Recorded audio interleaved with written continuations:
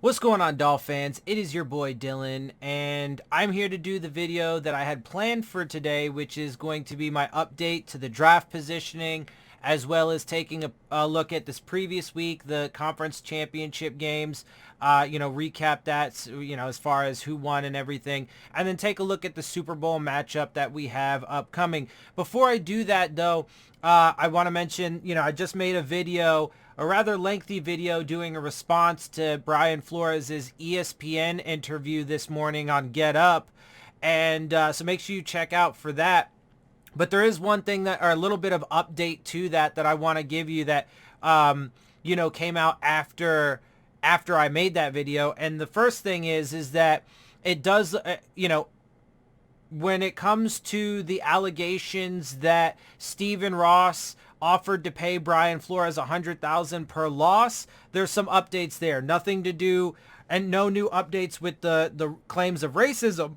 But when it comes to the claims of, paying Flores to tank, it appears as if there is going to be an NFL investigation. They are going to look into those claims, which could turn out, bad for the Miami Dolphins. It could turn out bad for Brian Flores if he was found to have accepted that offer. Obviously, we'll have to see how all that plays out. Either way, it's probably not good for the Dolphins and the current situation for us as fans and for the organization. But obviously, we'll have to see how all that plays out. They are going to be doing an investigation. And there was also a report that there was a witness that heard Ross say those things, and there are apparently text messages or whatever with like Chris Greer that corroborate that information. So again, and I said it in my previous video, and I mean, let's be clear that the tampering allegations and the racism allegations are actually separate things. They really don't have anything to do with one another, even though they are included in the lawsuit together.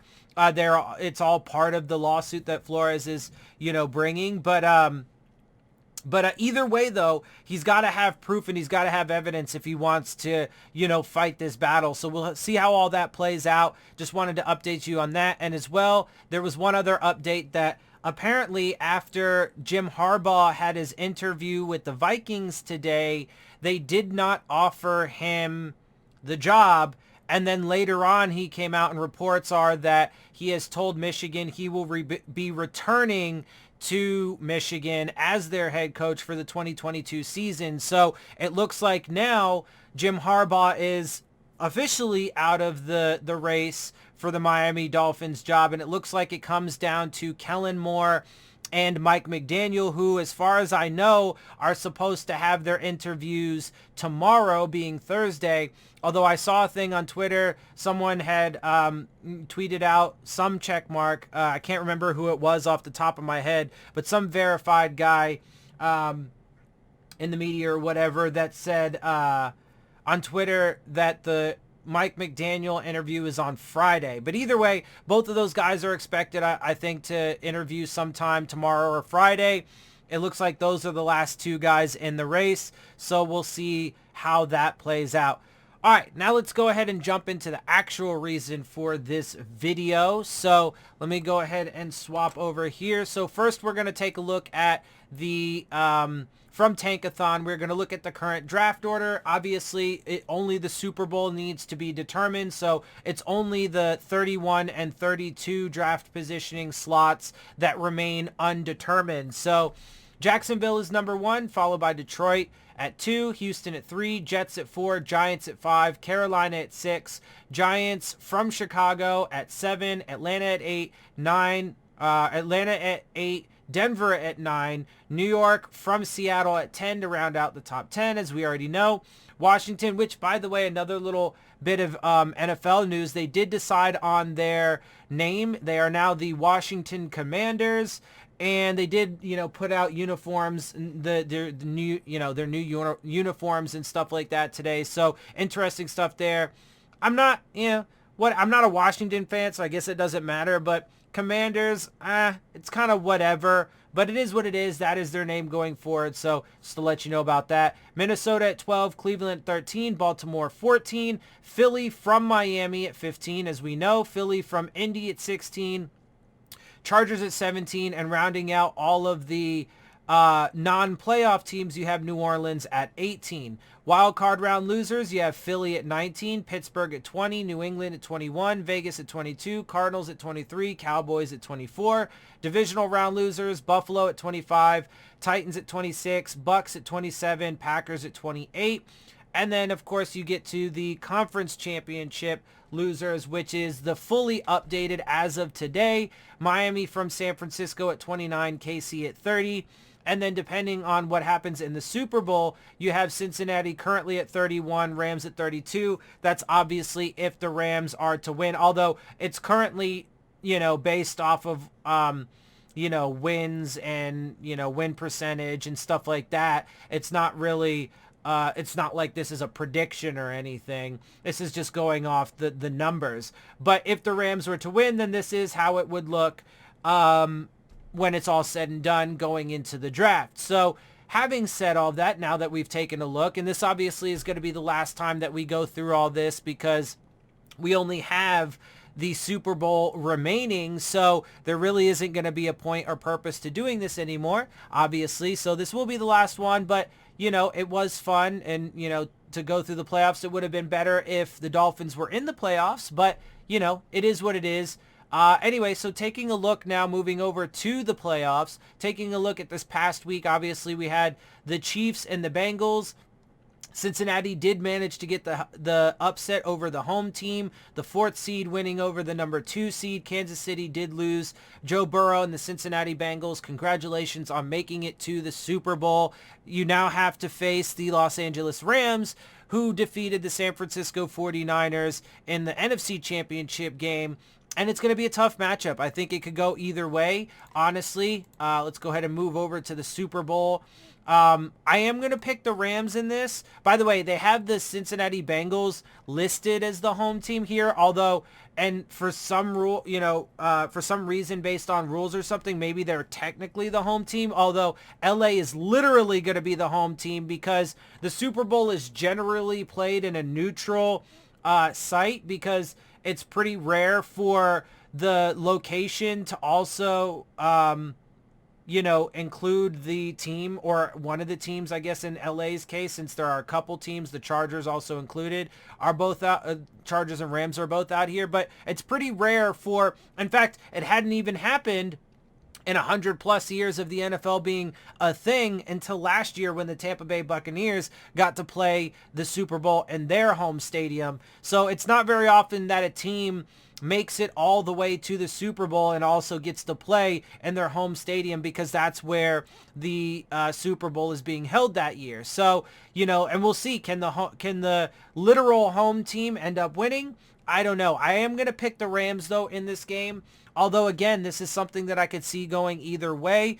For me, obviously, I'd just like to see a competitive game. I'd like to see it go down to the wire. I'd like to see there be good, plays made on both sides of the ball, offense and defense.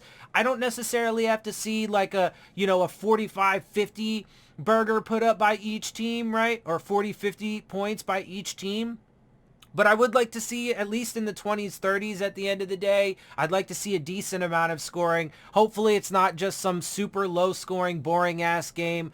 That would be disappointing for the Super Bowl, obviously. So hopefully it's going to be a good one, but we will see as it plays out.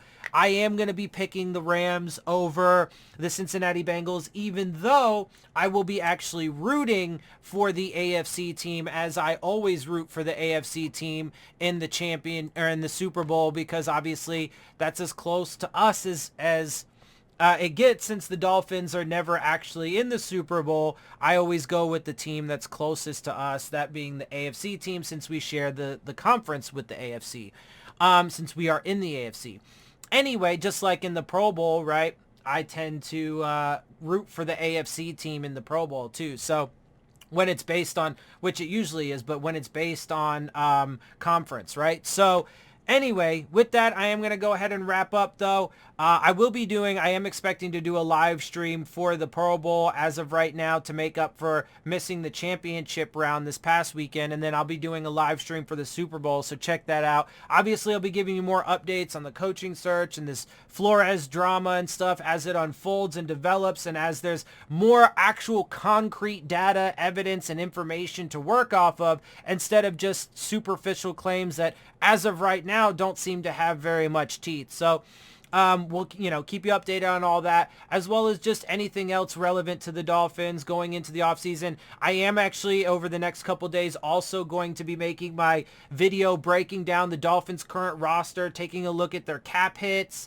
as it stands now, or what it was from last year in the case of them being free agents, etc., etc. So we'll take a look at all of that.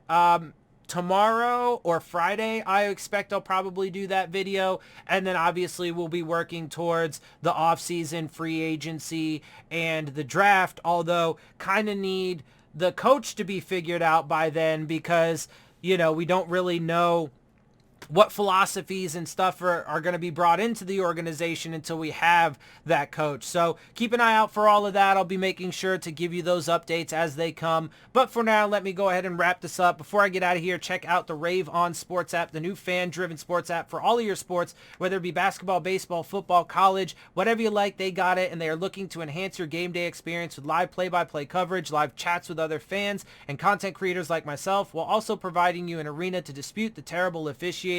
So look for the links to that in the description box. And with that, I'm going to get out of here. Hope you guys appreciate my perspective. If you do, make sure you hit the subscribe button. Make sure you hit the like button. Make sure you hit the bell if you want to get the alerts.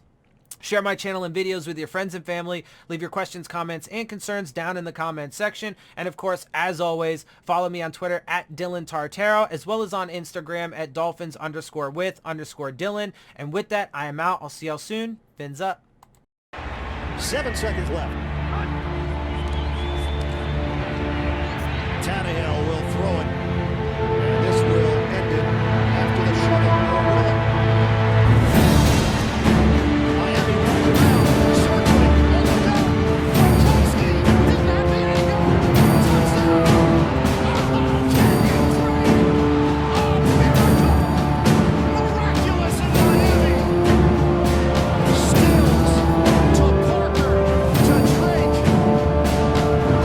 And they held off the what has taken place here in South Florida. The Dolphins have done it. They keep their season alive. 69 yards. Wow. Pure joy. Miami wins it.